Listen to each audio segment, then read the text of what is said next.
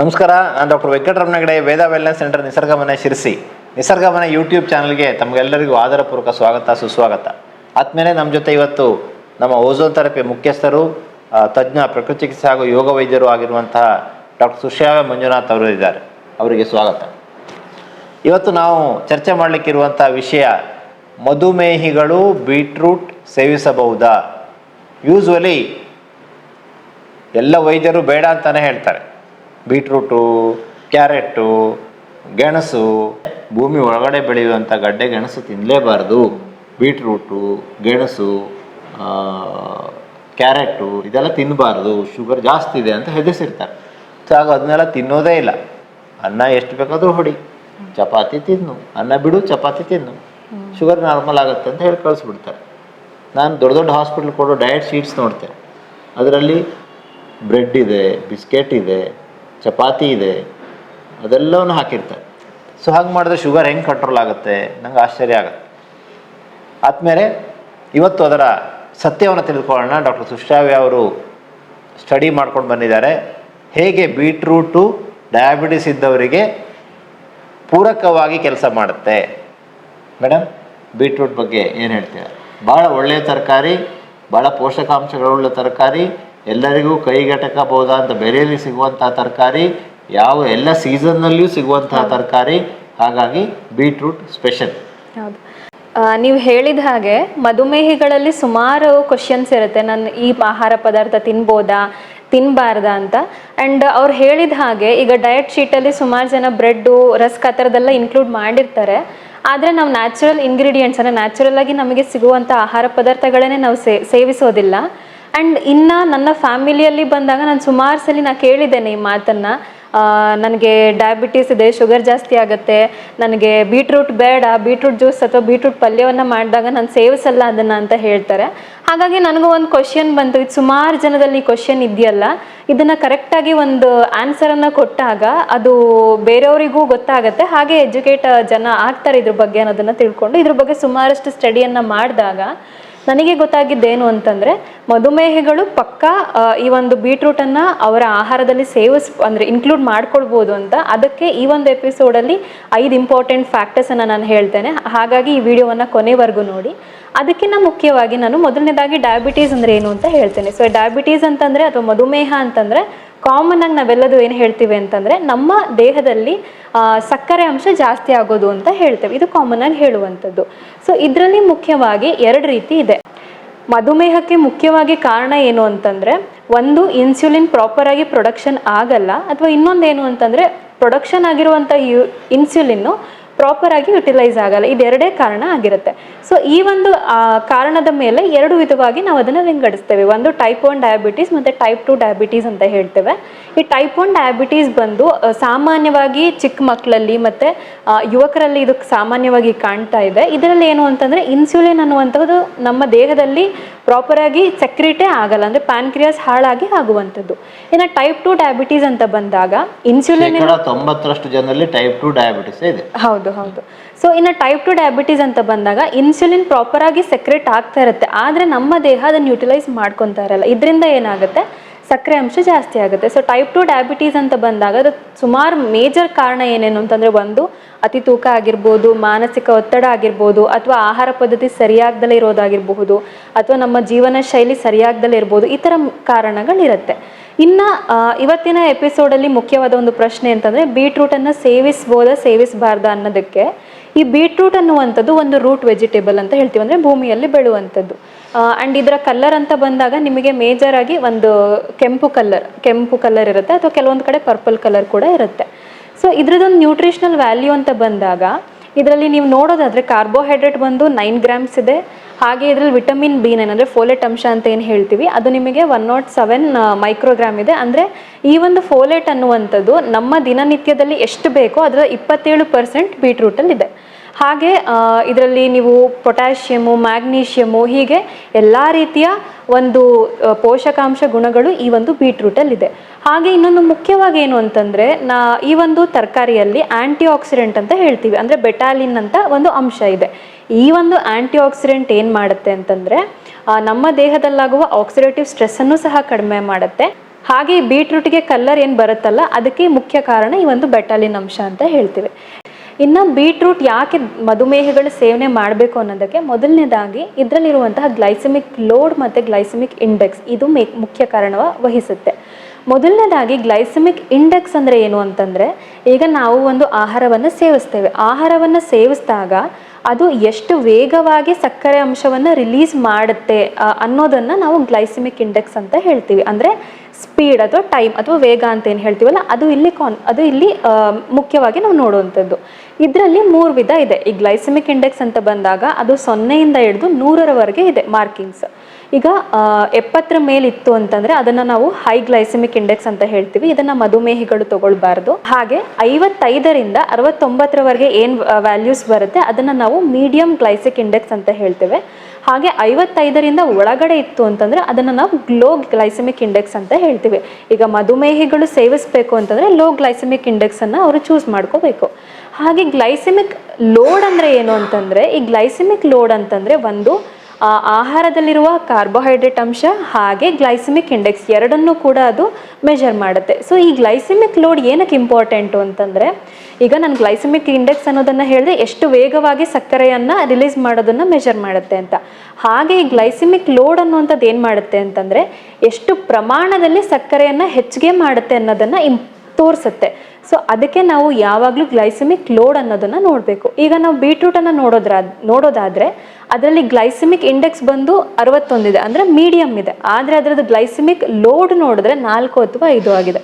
So ಹಾಗಾಗಿ ಮಧುಮೇಹಿಗಳು definite ಆಗಿ ಈ ಒಂದು ಬೀಟ್ರೂಟನ್ನು ಸೇವನೆ ಮಾಡ್ಬೋದು. ಓಕೆ, ಮಧುಮೇಹಿಗಳು ಬೀಟ್ರೂಟನ್ನು ಖಂಡಿತವಾಗಿ ಸೇವನೆ ಮಾಡ್ಬೋದು. ಬಿಕಾಸ್ ಗ್ಲೈಸೆಮಿಕ್ ಲೋಡು ಇದರಲ್ಲಿ ಕಡಿಮೆ ಇದೆ. ನೀವು ಪಲ್ಯದ ರೀತಿಯಲ್ಲಿ ಅದನ್ನು ರಾ ಸಲಾಡ್ ರೀತಿಯಲ್ಲಿ ಸಾಕಷ್ಟು ಬೀಟ್ರೂಟನ್ನು ತಿನ್ಬೋದು. ನಿಮಗೆ ಶುಗರ್ ಹೆಚ್ಚಾಗೋದಿಲ್ಲ. ಅದರ ಜೊತೆಯಲ್ಲಿ ಬೇರೆ ಬೇರೆ ತರಕಾರಿಗಳನ್ನು ಸೇರಿಸಿ ತಿನ್ನೋದ್ರಿಂದಾಗಿ ಸಲಾಡ್ ಮಾಡಿ ಆ ಸಲಾಡಿಗೆ ನೀವು ರುಚಿಕರವಾದಂತಹ ಎಕ್ಸ್ಟ್ರಾ ಒರಿಜಿನ್ ಆಲಿವ್ ಆಯಿಲು, ತೆಂಗಿನಕಾಯಿ ತುರಿ, ಪೆಪ್ಪರು, ಸಾಲ್ಟ್ ಇದನ್ನೆಲ್ಲ ಹಾಕಿ ಸೇವಿಸಿದಾಗ ನಿಮಗೆ ಮಧುಮೇಹ ಕಂಟ್ರೋಲ್ ಆಗೋದು ಗೊತ್ತಾಗತ್ತೆ. ಬೆಳಗ್ಗೆಯ ಉಪಹಾರವನ್ನೇ ಕ್ಯಾನ್ಸಲ್ ಮಾಡಿ ಬೀಟ್ರೂಟ್, ಕ್ಯಾರೆಟ್, ಸೌತೆಕಾಯಿ ಇದೆಲ್ಲ ಹಾಕಿ ರುಚಿಕರವಾದಂಥ ಸಲಾಡ್ ಮಾಡಿ ಅದಕ್ಕೆ ಆಲಿವ್ ಆಯಿಲು, ಪೆಪ್ಪರು, ತೆಂಗಿನಕಾಯಿ ತುರಿ ಎಲ್ಲ ಹಾಕಿ ಒಳ್ಳೆ ಟೇಸ್ಟ್ ಮಾಡ್ಕೊಂಡು ತಿನ್ನಿ. ಬ್ರೇಕ್ಫಾಸ್ಟ್ ಬದಲಿಗೆ ಅದು ತಗೊಬಿಟ್ರೆ ನೀವು ಮಾತ್ರೆ ತೆಗೆದುಕೊಳ್ಳದೆ ಈ ಸಲಾಡನ್ನು ತಿಂದು 2 ತಾಸು ಆದಮೇಲೆ ಶುಗರ್ ಚೆಕ್ ಮಾಡಿ ನೋಡಿ ನೀವೇ, ನಿಮ್ಮ ಶುಗರ್ ನಾರ್ಮಲ್ ಇರುತ್ತೆ. ಆವಾಗ ನಿಮಗೆ ಗೊತ್ತಾಗುತ್ತೆ ಬೀಟ್ರೂಟ್ ಮಧುಮೇಹಿಗಳು ಸೇವಿಸಬಹುದಾದ ಆಹಾರ ಎಂದು. ಎರಡನೇದು ಬಂದು ಬೀಟ್ರೂಟಲ್ಲಿರುವಂತಹ ನೈಟ್ರೇಟ್ ಅಂಶ. ಈ ನೈಟ್ರೇಟ್ ಅಂಶ ಹೇಗೆ ಅಂತಂದರೆ, ನಮ್ಮ ದೇಹದೊಳಗಡೆ ಹೋದಾಗ ಅದು ನೈಟ್ರಿಕ್ ಆಕ್ಸೈಡ್ ಆಗಿ ಪ್ರೊಡಕ್ಷನ್ ಆಗುತ್ತೆ. ಸೊ ನೈಟ್ರಿಕ್ ಆಕ್ಸೈಡ್ ಹೇಗೆ ಅಂತಂದರೆ ಮುಖ್ಯವಾಗಿ ನಮ್ಮ ರಕ್ತನಾಳದ ಆರೋಗ್ಯ ಏನಿದೆ ಅದನ್ನು ವೃದ್ಧಿ ಮಾಡಲಿಕ್ಕೆ ಹೆಲ್ಪ್ ಆಗುತ್ತೆ. ಅಂದರೆ ರಕ್ತನಾಳ ಡೈಲೇಟ್ ಅಂದರೆ ವಿಕಸನಗೊಳ್ಳೋದು, ಅದರಿಂದ ಏನಾಗುತ್ತೆ ಬ್ಲಡ್ ಸರ್ಕ್ಯುಲೇಷನ್ ಪ್ರಾಪರ್ ಆಗಿ ಸೊ ಈ ಒಂದು ಬ್ಲಡ್ ಎಲ್ಲ ಕಡೆ ಹೋಗಿ ಒಂದು ಗ್ಲೂಕೋಸ್ ನೀಟಾಗಿ ರೀಚ್ ಆಗಲಿಕ್ಕೆ ಸಹಾಯ ಆಗುತ್ತೆ. ಇನ್ನೊಂದು ಮುಖ್ಯವಾಗಿ ನಾವು ನಿಸರ್ಗ ಮನೆಯಲ್ಲಿ ನೈಟ್ರೇಟ್ ಅನ್ಕೊಳ್ಳೋದು ನೆನಪಾಗುತ್ತೆ ನನಗೆ. ನೈಟ್ರಿಕ್ ಆಕ್ಸೈಡ್ ಎಸ್ಪೆಷಲಿ ಈ BP ಇದ್ದವರಿಗೆ BP ಹಾಗೂ ಶುಗರು ಅಣ್ಣ ತಮ್ಮ ಇದ್ದಂಗೆ ಇರುತ್ತೆ. BP ಇದ್ದವರಿಗೆ ಶುಗರ್ ಇದ್ದವರಿಗೆ BP ಕಾಮನ್ ಆಗಿಬಿಟ್ಟಿದೆ. ಸೊ ಅದರ ಮಧುಮೇಹದ ಬಗ್ಗೆ ನಾವು ಮಾತಾಡ್ತಾ ಇದ್ವಿ, ಮಧುಮೇಹಗಳು ತಿನ್ಬಹುದು ಅಂತ. BP ಇದ್ದವರಂತೂ ಮಧುಮೇಹ ಮತ್ತು BP ಇದ್ದವರಂತೂ ಈ ಒಂದು ಬೀಟ್ರೂಟನ್ನು ತಿನ್ನಲೇಬೇಕು. ಯಾಕಂದರೆ ಮೇಡಮ್ ಹೇಳಿದಾಗೆ ಈ ನೈಟ್ರೇಟ್ ಅಂಶ ಇದೆಯಲ್ಲ, ನೈಟ್ರಿಕ್ ಆಕ್ಸೈಡ್ ಆಗಿ ರಕ್ತನಾಳದ ಆರೋಗ್ಯವನ್ನು ವೃದ್ಧಿ ಮಾಡುತ್ತೆ. ಇಲ್ಲಿ BP ನಾರ್ಮಲ್ ಆಗಲಿ ನಮಗೆ ರಕ್ತನಾಳಗಳು ಸರಿಯಾಗಿ ಸಂಕುಚಿತ ವಿಕಸನ ಆಗಬೇಕು. ರಕ್ತನಾಳಕ್ಕೂ ಕೂಡ ಮಾಂಸಖಂಡಗಳಿರುತ್ತೆ. ಆ ಮಾಂಸಖಂಡಗಳನ್ನು ಸರಿ ಮಾಡಲಿಕ್ಕೆ ಇದು ಸಹಾಯ ಮಾಡುತ್ತೆ. ಸೊ ಹಾಗಾಗಿ ನೈಟ್ರಿಕ್ ಆಕ್ಸೈಡ್ ಆಗಿ ಏನು ಇದು ಕನ್ವರ್ಟ್ ಮಾಡುತ್ತಲ್ಲ, ಸಾಕಷ್ಟು ನೈಟ್ರೇಟ್ ಅಂಶ ಇದರಲ್ಲಿ ಇರೋದ್ರಿಂದಾಗಿ ನೈಟ್ರಿಕ್ ಆಕ್ಸೈಡ್ ಆಗಿ ನಮ್ಮ BP ಹತೋಟಿಗೆ ಬರಲಿಕ್ಕೆ, BP ಹತೋಟಿಗೆ ಬರ್ತಾನೆ ಇಲ್ಲ ಅಂದರೆ ಬೀಟ್ರೂಟ್ ಜ್ಯೂಸ್ 2 ಸಲ ಕುಡಿದ್ರೆ ಅಥವಾ ಬೀಟ್ರೂಟ್ ಸಲಾಡ್ ಒಂದು ಏನಕ್ಕೆ 2 ಸಲ ತಿಂದರೆ BP ನೀವು ಅದೇ ಮಾತ್ರ ತೆಗೆದುಕೊಳ್ತಾರೆ, ಸಂಪೂರ್ಣ ಹತೋಟಿಗೆ ಬರಲಿಕ್ಕೆ ಅನುಕೂಲ ಆಗುತ್ತೆ. ಮೂರನೇ ಮುಖ್ಯ ಕಾರಣ ಏನು ಅಂತಂದರೆ ಈ ಒಂದು ಬೀಟ್ರೂಟಲ್ಲಿರುವಂತಹ ಫೈಬರ್ ಅಂಶ. ಈ ಫೈಬರ್ ಹೇಗೆ ಅಂತಂದರೆ ನಮ್ಮ ಜೀರ್ಣಕ್ರಿಯೆ ಆರೋಗ್ಯಕ್ಕೆ ತುಂಬ ಒಳ್ಳೆಯದು. ಈ ಒಂದು ಬೀಟ್ರೂಟ್ನಲ್ಲಿ 2.8 ಗ್ರಾಮಷ್ಟು ಫೈಬರ್ ಅಂಶ ಇದೆ. ಇದೇನು ಮಾಡುತ್ತೆ ಅಂತಂದರೆ ಜೀರ್ಣಕ್ರಿಯೆಯನ್ನು ನಿಧಾನವಾಗಿ ಮಾಡಿ ಆ ಒಂದು ಗ್ಲೂಕೋಸ್ ಅಂಶ ನಿಧಾನವಾಗಿ ದೇಹಕ್ಕೆ ಸೇರ್ಕೊಳ್ಳಿಕ್ಕೆ ಸಹಾಯ ಆಗುತ್ತೆ. ಹಾಗಾಗಿ ನಿಮಗೆ ಶುಗರ್ ಜಾಸ್ತಿ ಕೂಡ ಇದು ತೋರಿಸೋದಿಲ್ಲ. ಎಸ್ಪೆಷಲಿ ಪೋಸ್ಟ್ ಪ್ರಿನಾಟಲ್ ಬ್ಲಡ್ ಶುಗರ್ ಅಂತ ಏನು ಹೇಳ್ತೀವಲ್ಲ, ಅದು ಕಡಿಮೆ ಆಗಲಿಕ್ಕೆ ಇದು ಸಹಾಯ ಆಗುತ್ತೆ. ನಾರಿನ ಅಂಶ ತುಂಬ ಸಹಾಯಕಾರಿ. ನಿಮಗೆ ಮೋಷನ್ ಕ್ಲಿಯರ್ ಆಗಲಿಕ್ಕೆ ನಾರಿನಾಂಶ ಸಹಾಯಕಾರಿ. ನೀವು ಬೀಟ್ರೂಟ್ ಜಾಸ್ತಿ ತಿಂದ ದಿವಸ ನೆಕ್ಸ್ಟ್ ಡೇ ನಿಮಗೆ ಮೋಷನ್ ರೆಡ್ ಹೋಗುತ್ತೆ, ಮೂತ್ರ ಸ್ವಲ್ಪ ರೆಡ್ ಹೋಗುತ್ತೆ, ಅಯ್ಯೋ ರಕ್ತನೇ ಹೋಯ್ತು ಅಂತ ಭಯ ಪಡಬೇಡಿ. ಸೊ ಅದು ಬೀಟ್ರೂಟ್ನಲ್ಲಿರುವಂತಹ ಒಂದು ಕೆಂಪು ಅಂಶ ಹೋಗಿರುತ್ತೆ. ಸೊ ಕಿಡ್ನಿಯ ಮೂಲಕ ಅದು ಹೋಗಿರುತ್ತೆ, ಇಲ್ಲ ಮಲದ ಮೂಲಕ ಹೋಗಿರುತ್ತೆ, ಅದ್ರ ಬಗ್ಗೆ ವರಿ ಮಾಡಬೇಡಿ. ಅದು ರಕ್ತ ಅಲ್ಲ, ಬೀಟ್ರೂಟ್ನ ಒಂದು ಅಂಶ. ಸೊ ಬೀಟ್ರೂಟನ್ನು ಜಾಸ್ತಿ ಸೇವಿಸೋದ್ರಿಂದ ಮಲಬದ್ಧತೆಯು ಕೂಡ ಕಡಿಮೆ ಆಗುತ್ತೆ, ಹೊಟ್ಟೆ ಸಾಫ್ ಆಗುತ್ತೆ. ಅದ್ರ ಜೊತೆಗೆ ನೀರಿನಲ್ಲಿ ಕರಗುವಂತಹ ನಾರಿನಾಂಶ ಇದರಲ್ಲಿ ಇರೋದ್ರಿಂದಾಗಿ ಹೊಟ್ಟೆಯಲ್ಲಿರುವಂಥ ಒಳ್ಳೆ ಬ್ಯಾಕ್ಟೀರಿಯಾಗಳಿಗೆ ಒಳ್ಳೆಯ ಆಹಾರ ಸಿಕ್ಕಿ ನಮ್ಮ ಕರುಳಿನ ಆರೋಗ್ಯ ಇಂಪ್ರೂವ್ ಆಗಿ ಸರ್ವೇ ರೋಗ ಮಲಾವಶಃ ಅಂತ ಹೇಳಿದ್ದಾರೆ. ಹೊಟ್ಟೆ ಎಲ್ಲ ರೋಗಗಳಿಗೆ ಕಾರಣ. ಹಾಗಾದರೆ ಕರುಳೇ ಎಲ್ಲ ರೋಗಗಳಿಗೆ ಕಾರಣ. ಕರುಳನ್ನು ಶುದ್ಧೀಕರಿಸಲಿಕ್ಕೆ, ಕರುಳಿಗೆ ಹೊಸ ಶಕ್ತಿಯನ್ನು ಕೊಡಲಿಕ್ಕೆ, ಕರುಳಿನಲ್ಲಿರುವಂಥ ಒಳ್ಳೆ ಬ್ಯಾಕ್ಟೀರಿಯಾಗಳನ್ನು ಇಮ್ಮಡಿಗೊಳಿಸಲಿಕ್ಕೆ, ಕೆಟ್ಟ ಬ್ಯಾಕ್ಟೀರಿಯಾಗಳನ್ನು ಕೊಲ್ಲಲಿಕ್ಕೆ ಬೀಟ್ರೂಟ್ ಸಹಾಯ ಮಾಡಿಕೊಡುತ್ತೆ. ಇನ್ನು 4ನೇ ಅಂಶ ಅಂತ ಬಂತು ಅಂತಂದರೆ ವಿಟಮಿನ್ B9 ಅಂತ ಹೇಳ್ತೀವಿ, ಅಂದರೆ ಫೋಲೇಟ್ ಅಂತ ಹೇಳ್ತೀವಿ. ನಾನು ಆಗಲೇ ಮುಂಚೆನೇ ಹೇಳಿದೆ ಬೀಟ್ರೂಟಿನ ಒಂದು ಪೋಷಕಾಂಶದ ಎಷ್ಟೆಷ್ಟು ವ್ಯಾಲ್ಯೂ ಇದೆ ಅಂತ ಹೇಳಬೇಕಾದ್ರೆ ಈ ಒಂದು ವಿಟಮಿನ್ B9 ಅನ್ನುವಂಥದ್ದು 109 ಮೈಕ್ರೋಗ್ರಾಮ್ ಅಷ್ಟಿದೆ. ಸೊ ಇದು ಹೇಗೆ ಅಂತಂದರೆ ನಮಗೆ ದಿನನಿತ್ಯದ ಫೋಲೇಟ್ ಅಂಶ ಎಷ್ಟು ರಿಕ್ವೈರ್ಮೆಂಟ್ ಇದೆ ಅದರದ್ದು 27% ಅಷ್ಟು ಈ ಬೀಟ್ರೂಟಲ್ಲಿ ಇದೆ. ಈ ಒಂದು ಫೋಲೇಟ್ ಏನಕ್ಕೆ ಇಂಪಾರ್ಟೆಂಟ್ ಅಂತಂದರೆ ಒಂದು ಹೊಸ ರಕ್ತ ಕಣಗಳನ್ನ ಉತ್ಪಾದನೆ ಮಾಡಲಿಕ್ಕೆ ಮತ್ತು ರಕ್ತನಾಳದ ಆರೋಗ್ಯವನ್ನು ಇಂಪ್ರೂವ್ ಮಾಡಲಿಕ್ಕೆ ಇದು ಉಪಯೋಗವಾಗಿದೆ. ಸೊ ಕೆಲವೊಂದು ಮಧುಮೇಹಿಗಳಲ್ಲಿ ಹೇಗೆ ಅಂತಂದರೆ ರಕ್ತ ಪರೀಕ್ಷೆ ಮಾಡಿದಾಗ ಹೋಮೋಸಿಸ್ಟೈನ್ ಲೆವೆಲ್ಸ್ ಕೂಡ ಜಾಸ್ತಿ ಇರುತ್ತೆ. ಈ ಹೋಮೋಸಿಸ್ಟೈನ್ ಲೆವೆಲ್ಸ್ ಜಾಸ್ತಿ ಇತ್ತು ಅಂತಂದರೆ ಅವರಿಗೆ ಕೆಲವೊಂದು ಸಲ ಹೃದಯದ ಸಮಸ್ಯೆ ಆಗಿರಬಹುದು ಅಥವಾ ರಕ್ತನಾಳ ಹಾನಿ ಆಗೋದಾಗಿರ್ಬೋದು, ಇದೆಲ್ಲ ಸಮಸ್ಯೆಗಳು ಕೂಡ ಬರುತ್ತೆ. ಹೋಮೋಸಿಸ್ಟೈನ್ ಜಾಸ್ತಿ ಇದ್ರೆ ಹಾರ್ಟ್ ಅಟ್ಯಾಕ್ ಆಗುವಂಥ ಚಾನ್ಸಸ್ ಜಾಸ್ತಿ ಅಂತ. ಹೌದು, ಇನ್ಫ್ಲಮೇಷನ್ ಜಾಸ್ತಿ ಇದೆ ಅಂತ. ಸೊ ಹಾಗೆ ಹೋಮೋಸಿಸ್ಟೈನ್ ಅನ್ನು ಕಡಿಮೆ ಮಾಡೋದು ಡಯಾಬಿಟಿಸ್ ಇದ್ದವರಲ್ಲಿ ಮುಖ್ಯ. ಯಾಕೆಂದರೆ 100 ಜನ ಹಾರ್ಟ್ ಅಟ್ಯಾಕ್ ಆದವರಲ್ಲಿ 80 ಜನಕ್ಕೆ ಡಯಾಬಿಟಿಸ್ ಇದ್ದವರಲ್ಲೇ ಹಾರ್ಟ್ ಅಟ್ಯಾಕ್ ಆಗೋದು ನಾವು ನೋಡ್ತೇವೆ.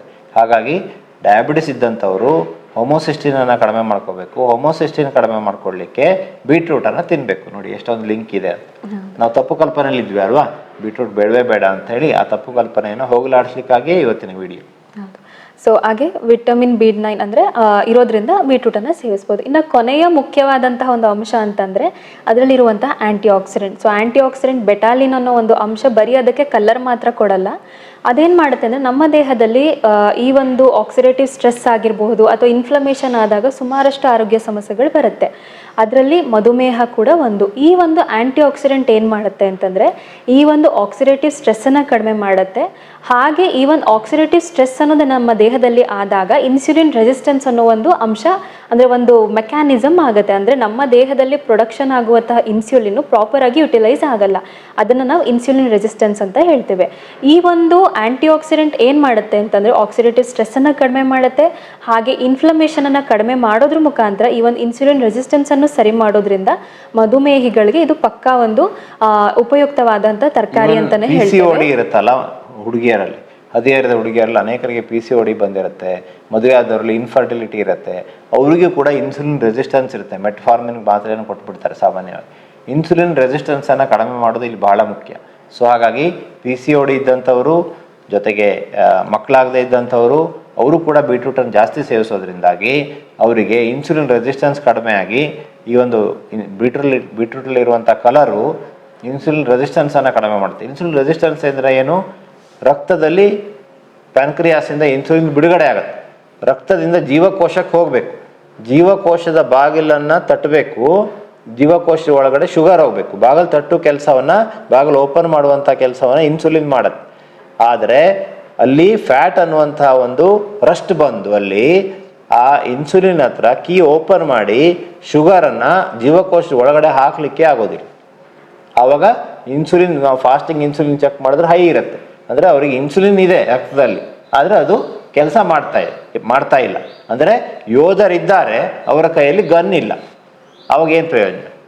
ಯೋಧರಿದ್ದರು ಹಾಗಾಗತ್ತೆ. ಸೊ ಹಾಗಾಗಿ ಆ ಯೋಧರಿಗೆ ಗನ್ ನೀಡುವಂತಹ ಕೆಲಸವನ್ನು ಇನ್ಸುಲಿನ್ ಈ ಒಂದು ಬೀಟ್ರೂಟ್ ಮಾಡುತ್ತೆ. ಸೊ ಹಾಗಾಗಿ ಬೀಟ್ರೂಟನ್ನು ತಪ್ಪದೇ ಸೇವಿಸಿ. ಇನ್ನು ಇದನ್ನು ಯಾವ ಥರ ಸೇವಿಸಬೇಕು ಅಂತ ಬಂದಾಗ ಆಗಲೇ ಮೊದಲನೇದಾಗ ಅವ್ರು ಹೇಳಿದ್ರು ರಾ ಸಲಾಡ್ ಆಗಿ ತೊಗೊಳ್ಬೋದು. ಹೇಗೆ ಅಂತಂದರೆ ನೀವು ಬೀಟ್ರೂಟನ್ನು ತುರಿದ್ಕೊಂಡು ಅದನ್ನು ಅದಕ್ಕೆ ಕೊಕೊನಟ್ ಆಯಿಲ್ ಆಗಿರ್ಬೋದು ಅಥವಾ ಆಲಿವ್ ಆಯಿಲ್ ಆಗಿರ್ಬೋದು ಅದನ್ನು ಡ್ರೆಸ್ಸಿಂಗ್ ಮಾಡಿ ಯೂಸ್ ಮಾಡ್ಬೋದು. ಇನ್ನು ಎರಡನೇದಾಗಿ ಸಾಟೆಡ್ ವೆಜಿಟೇಬಲ್ಸ್ ಅಂತ ಹೇಳ್ತೀವಿ, ಅಂದರೆ ಬೀಟ್ರೂಟನ್ನು ಚಿಕ್ಕದಾಗಿ ಕಟ್ ಮಾಡಿಕೊಂಡು ಅದನ್ನು ನೀವು ಬಾಯ್ಲ್ ಮಾಡಿ ನಂತರ ಅದನ್ನು ತೆಂಗಿನ ಎಣ್ಣೆಯಲ್ಲಿ ಸ್ವಲ್ಪ ಕಾಲ ಫ್ರೈ ಮಾಡ್ಕೊಂಡು ಅದನ್ನು ಸೇವನೆ ಮಾಡ್ಬೋದು. ಇನ್ನು ಪಲ್ಯ ಅಥವಾ ಸಬ್ಜಿ ಅಥವಾ ಸಾಂಬಾರು ಈ ಥರ ಯಾವುದ್ರಲ್ಲಿ ಬೇಕಾದ್ರೂ ತೊಗೊಳ್ಬೋದು. ಕೆಲವೊಬ್ಬರಿಗೆ ಈ ಒಂದು ಪ್ರಶ್ನೆ ಕೂಡ ಇದೆ, ಬೀಟ್ರೂಟ್ ಜ್ಯೂಸನ್ನು ಕುಡಿದ್ರೆ ಶುಗರ್ ಜಾಸ್ತಿ ಆಗ್ಬೋದು ಅಂತ. ಆದರೆ ಇದರಲ್ಲಿ ಏನು ಅಂತಂದರೆ ಬೀಟ್ರೂಟ್ ಜ್ಯೂಸನ್ನು ಕುಡಿಯೋದಕ್ಕಿಂತ ನಾವಿಲ್ಲಿ ABC ಜ್ಯೂಸ್ ಅಂತ ಹೇಳ್ತೇವೆ, ಅಂದರೆ ಆ್ಯಪಲ್, ಬೀಟ್ರೂಟ್ ಮತ್ತು ಕ್ಯಾರೆಟ್ ಜ್ಯೂಸ್ ಅಂತ ಹೇಳ್ತೇವೆ.